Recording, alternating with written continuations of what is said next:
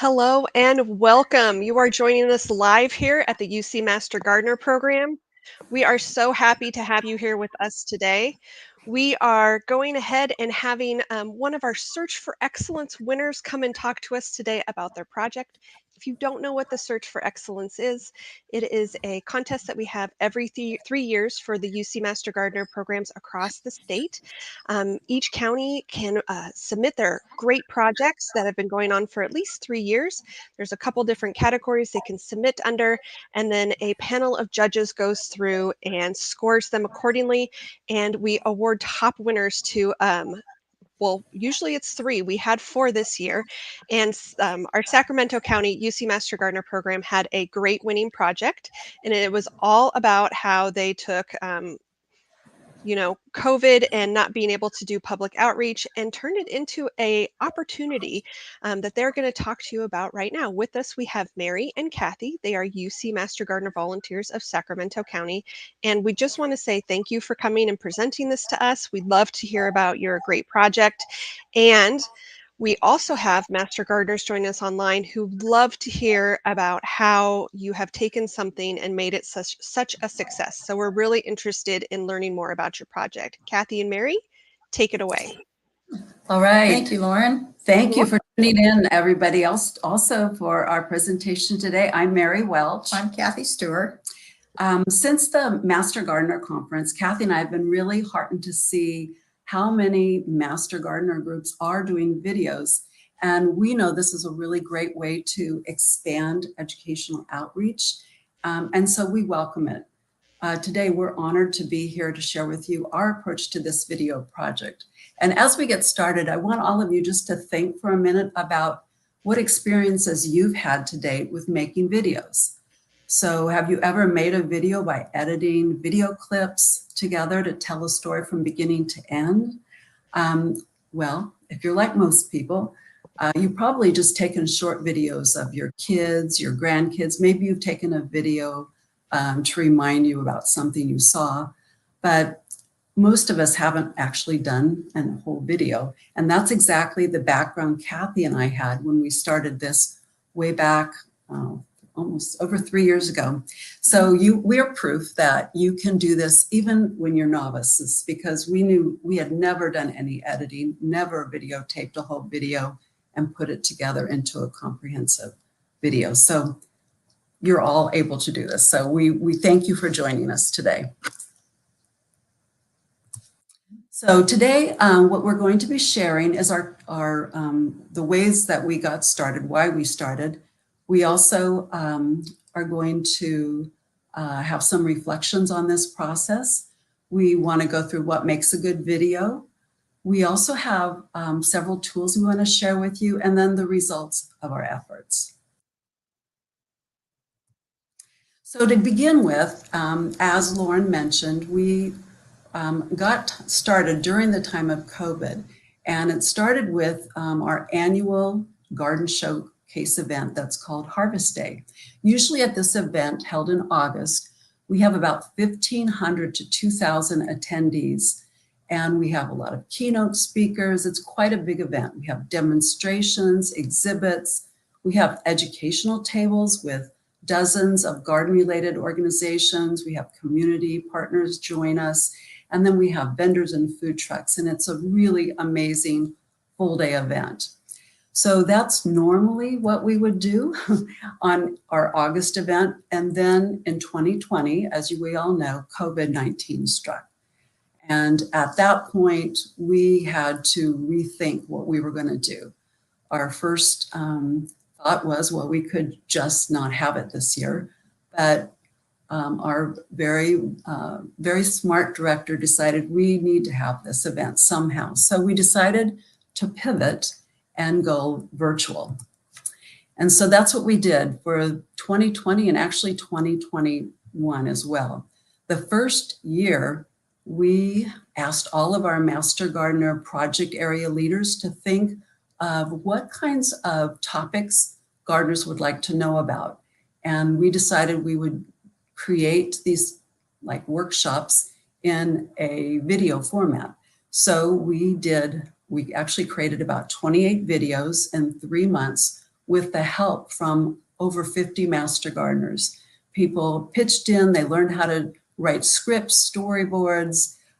We learned how to videotape, we learned how to edit. We actually created a YouTube channel, which is available to everyone. And what amazed us after that first weekend of Harvest Day, we had over 4,400 views that very first weekend.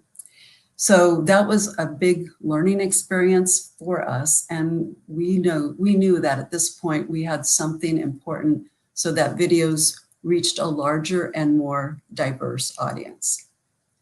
So at this time, we want to have you hear a little bit about the experiences of our master gardeners. And Lauren is going to turn on our video. That's right. And here is our first video, Adding to Stage.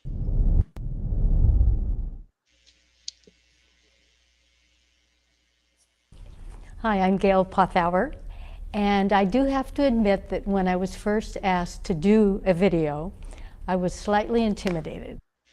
Something about having that camera focused on me just was a little scary. But I have done several videos now, and I find that it's actually pretty fun. If I say something silly or incoherent or just say something wrong, it can be edited out, and it makes it sound like I know what I'm talking about. So it's really been a really pleasant thing to do. I love this project.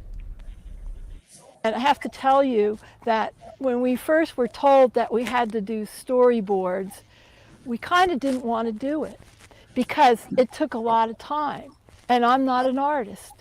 We found soon that interacting with an audience is a lot different than interacting with a camera. And so we didn't get any feedback. And so the storyboards were really important because they kept us focused and made us really stay on point, and everything was so organized, and we really found the value of the storyboards. My name is Lisa Odom, and I was asked to do a video, and I was scared to death because I'd never done it before. The team worked together, we collaborated on a very hot day, and we got a great video out to the public. I enjoyed every minute of working with the team. There are so many different tasks that folks could be involved in lots of different ways in creating the script, for example, the dialogue for the video. It's really a neat learning experience for me, and hopefully I was able to contribute to that as well. I think it's a lot of fun. It was fun working with different groups and different people, and sitting around a table and editing and then having to redo things. I mean, I enjoy the work. I enjoy the experience doing something I already love. It was a fun experience for me. Something surprising out of this project, I get a call from my cousin that I have not talked to in about 15 years. Oh. My cousin was in Bay Area. Oh, did it give up? Uh-oh, we're buffering. Yeah, it gave up. Give it a second. I think with the more people we get on, it's not going to make it. Oh, okay. All right, so I'm going to go back to our PowerPoint. Sorry about that. Thanks for hanging in there with us. Your PowerPoint is back up. Great. So we decided, and Janelle's comment there was she had heard from her one of her family members from the Bay Area who had no idea that she was on screen, and she was just thrilled with the thought that our reach is far more than just our county program here. So we decided that was pretty effective. Let's do some more of this. We stood up a project team in December 2020, formalized our processes and methods, and we do have, we'll share a little bit about our process as we go forward with our presentation here, but important to say that we did develop some guidelines, templates, tools to help us as we go from idea generation all the way through publication to our YouTube channel. And it's been some of that discipline that has really kept us with high quality videos that we can produce relatively succinctly and easily. Now, first off, I want to talk about what makes a good video. And this is a credit to Steve Elliott, UC A&R, part of the communications group with UC. His information is available to all of the Master Gardener programs through the Communications Toolkit. And what Steve says is a video is good for showing people and places, showing action, and demonstrating techniques, which is really where we focused. But video is not good for long explanations, for facts and figures, and for static situations. So one of the important things that we look at is, as people bring ideas forward, is this really an effective tool for the topic at hand? At the first part of our process, when someone comes forward with an idea, is we ask them to think about and submit to us a concise description of what their topic is going to be about. What is the major learning message going to be? Who is the intended audience? And who is going to be the point person on the team that is going to interface with the video production folks and be the person who really moves it through the process? So those are important steps to define early as we decide if this is a good video topic. The second big thing is to prepare a storyboard and a script. And we'll talk about what that is.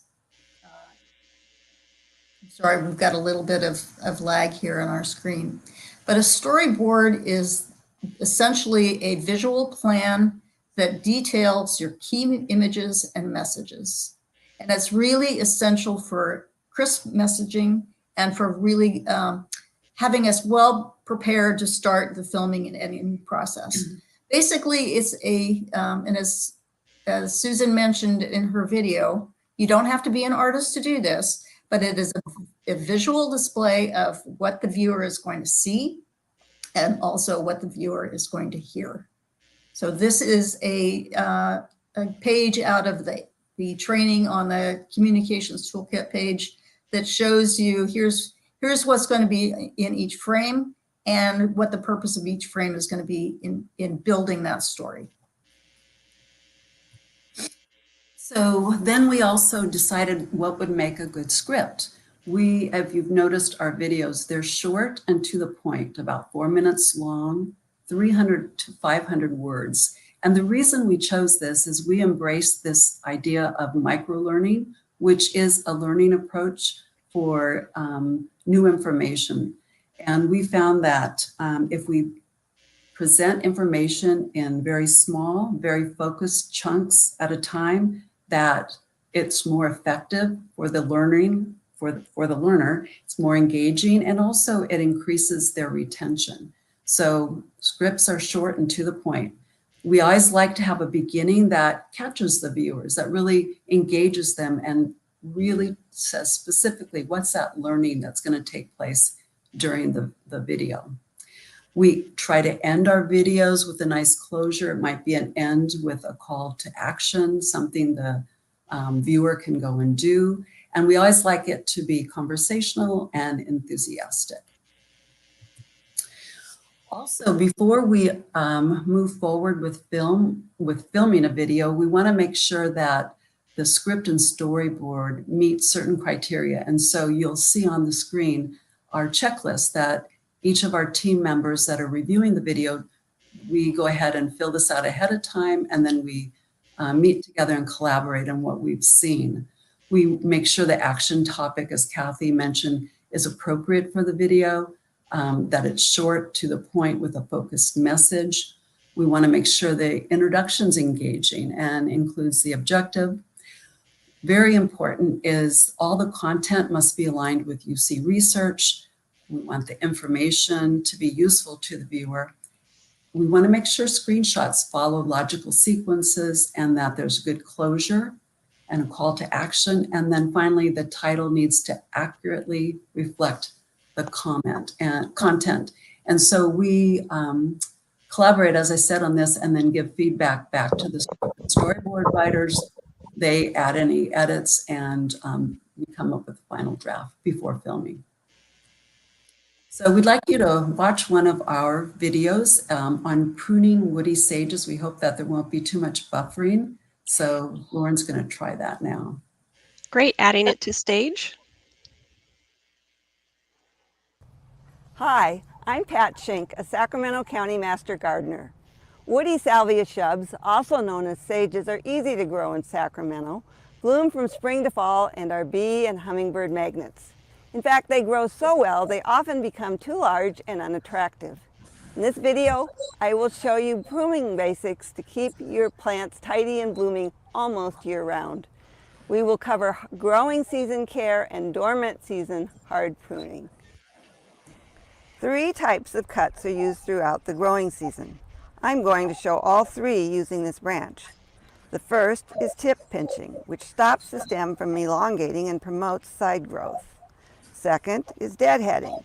This cut removes spent blooms along the stem to encourage more flowering.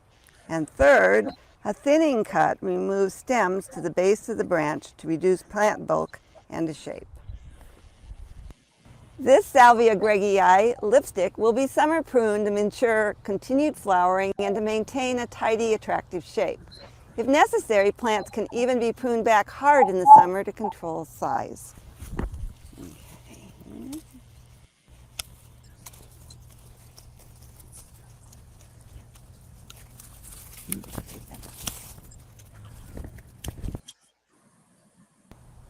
The main purpose of winter pruning is to stimulate fresh spring growth and encourage lots of bloom on a well-structured plant. From after the first frost up until spring growth starts, these woody shrubs can be cut back hard. I often do mine at the same time I prune my roses in January. Don't be afraid to go too low. Your plant will reward you with vigorous spring bloom. Remove dead wood, twigs, crossing branches, and leave a structure 6 to 12 inches tall. The best thing about these woody shrubs is that they are basically goof-proof and easily grow big. And that is why pruning is important. Following these shaping and deadheading guidelines can take a good plant choice to an outstanding, attractive, long-term bloomer.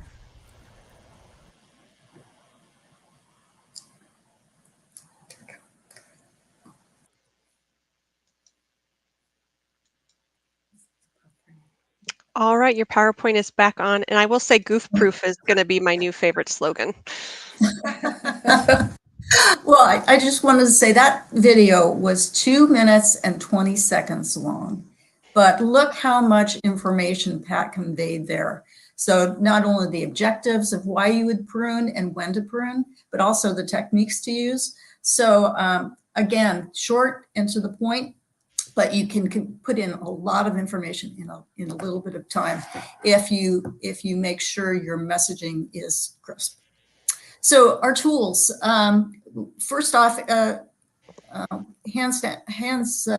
sorry. What I want to say is credit to the UCNR folks. Yeah, credit to the UCNR folks for all of the information that is available to the program. We went to the communications toolkit to find the video training information. That's also a place where you will find all of the branding templates, information about how to brand, down to fonts and colors. And most importantly was the repository that's available on the UCNR portal, where we can get many of the images that we use to support our videos. Filming equipment is very easy. We use, everybody has, we've got microphones, which are really essential. The one critical thing we discovered is that good sound quality is really a big part of it. We use tripods. We have reflectors, camera bag, all of which we invested in at the start of this process, and it was an investment of about $700. So easily doable for most programs. And then our editing software, we purchased Camtasia, which is used on the Master Gardener computers. And that's been our standard. Although from our limited experience with other software programs, they all seem to have the same functionality. So Camtasia is very user-friendly and has a lot of functionality. As to our results, we are proud to say that we have 46 videos published now. Based on our, in fact, check this morning, and our hits include 261,000 views to date. And we have over 2,400 subscribers who are regularly watching, which I think is a really a more important statistic to me, because we've got these folks waiting for our next videos, and they are a regular audience for us. So we're really pleased to have that. One thing that we did want to do is share some of the comments from our Master Gardeners and our coordinator about what they feel the value of the videos has been for themselves and also for the program. Lauren, if you could cue that one up, please. All right, added to stage and should be playing soon. The value that the videos created were that as Master Gardeners, we were able to collaborate and produce a product that could go on to the social media for the entire country, the world. Anyone that wanted to tune in could see it. And to me, the value of that is immeasurable. The video that we created was so successful that it went from YouTube to my being contacted on Instagram from neighbors years ago in a little village of Germany that we used to live in. I found that doing these videos required me to do quite a bit of research. I needed to come up with information that was concise, to the point, because the goal of the videos was to have them be short, 3 or 4 minutes. So I needed to find ways to say things that were important. So I found that that was valuable for me because it made me really think about it. What's important? What would a beginning gardener want to hear or see? What would an experienced gardener want to hear or see? I'm Jan Fettler. I've been managing the Master Gardener Facebook page since 2012. Over half of our fan base on Facebook is made up of people over the age of 60. And we have really found that the videos help us attract a younger demographic, the people who say, show me, don't make me read it. While I was a student, the videos were an excellent visual aid to demonstrate concepts that we learned in class, and they were also part of our homework. For myself personally, I learn much better when I am watching a process, when it's demonstrated, when the details are kind of being talked through and I can visually see the tools and the technique and I can pause and rewind. They were very helpful to cement my knowledge while I was a student. By creating that video that the public could access easily, that video, as well as the many other videos that have been produced over the last several years, we really have a tremendous video library of all kinds of topics. I teach compost a lot. I go to a lot of classes. I teach worm composting, and a lot of people are sitting there writing down as fast as possible, and I tell them, I said, go look at our videos. All the information is there. Just listen to me, take it in, but you can go back to it. And so being able to reach all these people and all these classes and also by internet is an incredible, vast amount of audience that we would never be able to reach, say, just at an open garden or just at a class. One of the reasons I became a Master Gardener was because we educate the public. And that is our whole goal and our whole purpose. It isn't so that we can have better gardens at home, it's so that we can help the public have better gardens at home. And I think that the videos really reaches a lot of people. And so because our videos are short and to the point, people are more apt to watch them. So as far as a tool on how to educate the public, this is phenomenal. As a coordinator, I'm extremely proud of the video production team for the work they've been doing over the last few years. I know the project will continue in the future. We've used it in many ways in the short time span in our Master Gardener program. Our Master Gardener training with the videos, a number of them were required homework. We added them in with the in-book training, the lectures in class, and the hands-on activities. Plus, it gave the trainees an introduction to the existing Master Gardeners and started their friendships much sooner than it would have otherwise. Our publicity is many different groups working together. We have our publicity team that sends out all the media information, our webmaster, our Facebook page, our in-house newsletter. They all get the facts about the videos and they're told to spread the word, and they have been fabulous. And then we also have our Fair Oaks Horticulture Center where many of the videos are recorded. We are able to tap into the expertise of those volunteers who have had extensive advanced training at the Fair Oaks Horticulture Center. You may see when you visit the YouTube page that our annual Harvest Day event has done a couple of really good promotional videos, and also our Gardening Guide and Calendar project has done a couple promotional videos. So all around we pull in many Master Gardeners.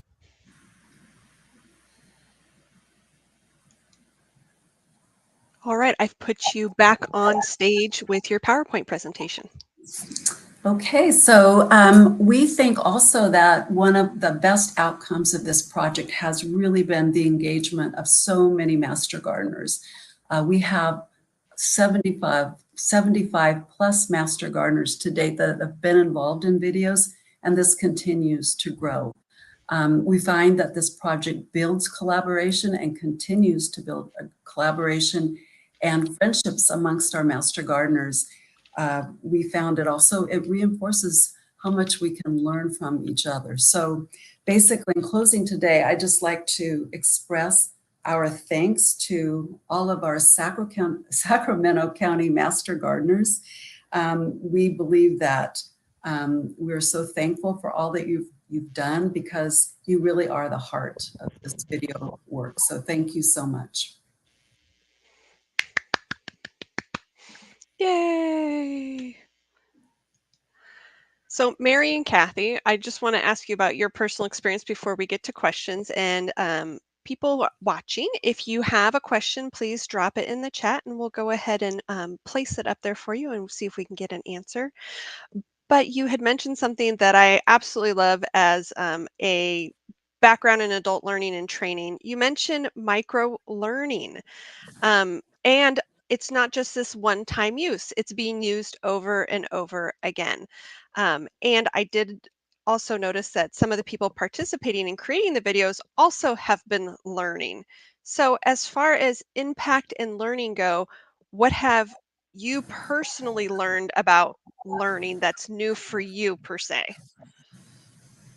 Mary, you want to start? So I think that for myself, it's been, I know for Kathy and me both, we have learned so much from doing this. When you have to go deep into a subject, you have to learn it twice as much. When you have to write a script, when you have to teach someone on a video, you have to double learn it yourself. So I think that's a big plus of doing this. And then I think also, even though we watch a video and we filmed a video, we've written a script, it always helps us to go back when we're ready to, let's say, prune our rosemary and re-look at the video. And I think video learning is so powerful that way, that repeated amount of times that you can watch it and then re-watch it and review what you've learned and relearn it. It's just super helpful, I think, for everyone. I think you already answered this question, and I believe the answer was $700, but you talked about your initial investment in equipment, and it was $700, correct? That's right. And that included a camera bag, tripods. We have several different types of microphones. We found the lapel mic is really very easy and best sound quality, but we've also explored other types of microphones, remote microphones as well, which are appropriate for certain conditions. We do have some some reflectors to kind of guide the light onto the onto the talents, I guess. There you go. Yeah. Yeah. The subject. Yeah, that's basically it. We do have the software. I think there was an initial investment of several $100s for the software. The license, yeah. Yeah, for the license. And then there's an annual license fee of something in the range of $47 a year. So that's also very affordable as well. Everybody has an iPhone. So we found the camera quality on those is excellent, certainly as good as we need for the work we're doing.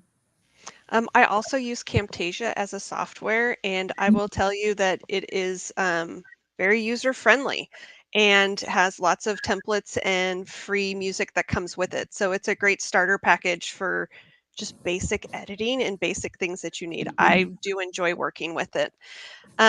We do have a question. I don't know if you can answer this one completely, but partially maybe. I'm interested in specifics of your mics, plus how do you control for ambient noise when on location? I was wondering about wind too, because that's one of my issues. So the microphone that we're currently using is powered device. It's a sort of plug into the back of the iPhone microphone, and it clips right onto your collar. It really is good about like eliminating wind noise and even some noise in the, like planes and on some occasions. It's amazing how good it's been. What we are looking for is something with as good a quality or better that's wireless. That's kind of our next step, so that we can have 2 or 3 microphones on, our subjects in the video. But this is what we've used so far, and it does do a pretty good job, I think, of getting rid of wind and such. Mary also developed because she's our primary videographer, and she had developed a really good discipline of checking every shot prior to taking the next one, before we move on, to make sure we have good audio quality. And it's also an opportunity to make sure we don't have, trees growing out of heads. The background is what we expect to see, and that the sound quality is good. There have been cases where we've had to go back and do additional takes later after we discover we didn't do that. But I think that's an excellent practice.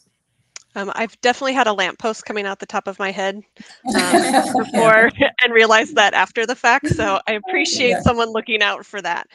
Here is our next question from Nancy. She's interested about how you can choose how you choose the topics. Did you survey any residents, help desk questions?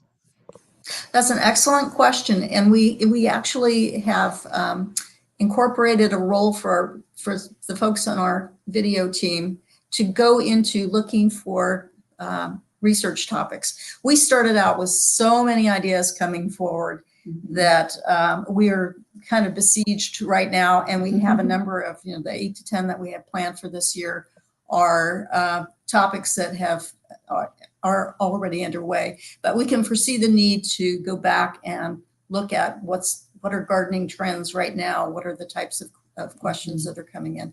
The help desk questions, that's an excellent suggestion, because we do often go back and look at, what's kind of topical right now, and see what are the types of things that we typically get people asking about. So good question.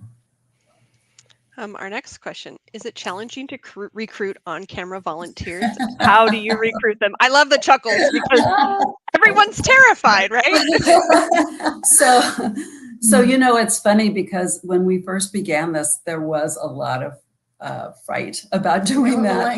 A lot of anxiety, but it was actually a good time to do it because people had a lot of time on their hands when we started this. So people were willing to step forward. And I think once people started doing it, the word kind of spread that, it's really not that bad. Actually, it's kind of fun. So we got a lot of feedback that way. People realized once they started doing it, they liked it and got used to it. So And, you know, at the beginning of the videos, often people are really nervous. And then as they get towards the end of each screenshot, you can tell people have really relaxed. So we found actually we'll take the first couple of screenshots and do them at the end again so that we have one, which is a little more conversational, a little more comfortable. Great.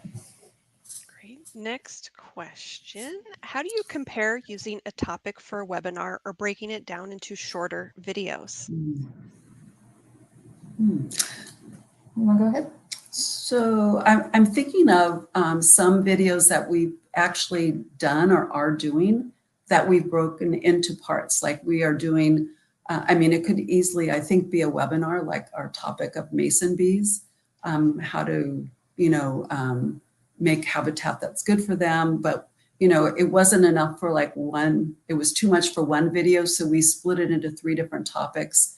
2 videos will be forthcoming about the remainder of the topics on mason bees. So once we get to a topic that's pretty meaty, we do, it, you know, might be appropriate for longer lecture or whatever, or a longer webinar, we decide to break it down if it's appropriate. And I think also a webinar may be the place where you can capture more complicated, detailed, you know, complex subjects. Again, I'd go back to the, you know, what makes a good video list and see if, is it action oriented? Is it something that can be demonstrated? Those are the types of things that would fit better into a video than potentially into a webinar where you can go deeper. I did like that you mentioned using that UC A&R branding toolkit and that you utilize that information from there. We went ahead and did drop it in the comments so that people can access that toolkit if they want to. Also, we had someone ask if they could have the slides to the presentation, and you guys have been generous enough to share your slides from the conference that we just had for the UC Master Gardener program statewide. And so, yes, those are available. And if you can see it on screen, there's an email address. If you want to email that address and ask for the slides to the video learning presentation that is happening today, we can definitely provide those for you. So I'll leave that up for a second. So for those who are scared to get into video, what advice would you give them just to like get over it and get started? Well, we were lucky to have it forced upon us. There was no option. So that was really good to make sure that, you know, that we couldn't say no. But we found that there was enough of it that is, if you're a puzzle type of person and enjoy the problem solving, video editing is just a lot of fun. I really enjoy that. Mary's been doing all of the filming, but we do have a couple of folks on the team now who are learning how to do the filming. And I think you just have to go in there and try it. It's better to do it with a team for sure, because we rely on each other enormously. That's great. As far as plans, you'd already mentioned that you have more plans coming in the year, and that we were off screen, I think, when you mentioned this, but just being timely with what you're doing, you guys are really planning pretty far in advance. I mean, if you want to show a plant growing, you got to start early. That's for sure. We have one that's in work. It has been in work for a year on cool season vegetables, because you can't harvest the garlic until you grow the garlic. So there are many things where we just have to be anticipating. We have some that we're going to be working on in the spring because we know we'll be filming all summer season to watch the vegetables grow. So I will say that gardeners are very patient. So watching garlic grow and waiting for it, and remembering that you have to video it when harvesting, That's right. Those are big key things. Yeah. And that's why this year we actually laid out our yearly plan for 2024, just so we could keep on top of it all. That helps. Yes. Yeah. That makes a lot of sense. I'm really glad you have so many volunteers that are willing to pitch in and help and have become part of that project. If people are looking to connect with the Sacramento program or are local to Sacramento and want to contact with you, we have up on the screen now how you can go and visit and see what events they're hosting locally. You had mentioned you have something in January. Would you like to talk about that? Yes, our Open Garden series, we have an Open Garden event once a month from January through October. Our January one, I think, is the 14th. It will be the 14th. It's usually a Saturday. The events are posted. Our demonstration garden at the Fair Oaks Horticulture Center is open to the public, and we have it staffed with master gardeners. So from 9 to noon, come and visit, look at the many things we have growing in the demonstration garden, and it's a great opportunity to see what to bring all your questions to the master gardeners. Great, thank you so much. Again, the UC Master Gardener program is so thankful that you have stepped forward and submitted this project for the Search for Excellence competition and won. As someone who got to read all of the applications, I will say that all of them are very inspiring, and to be in the top is very, very, you should be very proud of that. It's very tough to get there. So congratulations, and congrats on all your hard work and making it grow and just keep going. So Kathy and Mary, thank you so much.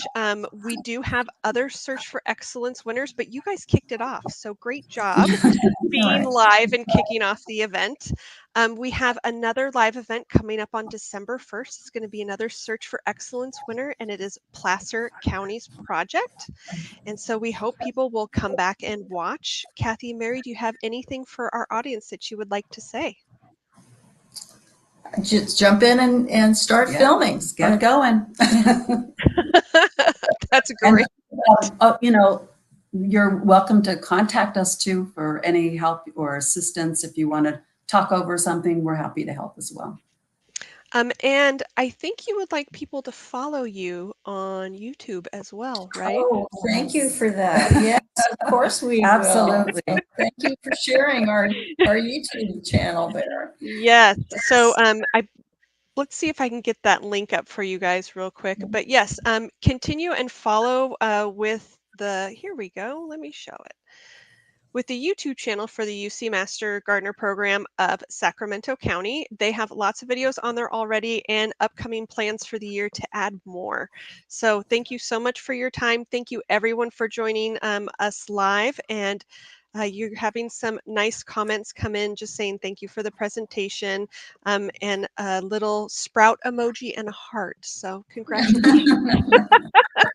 All right. Thank you so much, everyone. We're going to go ahead and end the stream. Thank you. Take care. Thank you.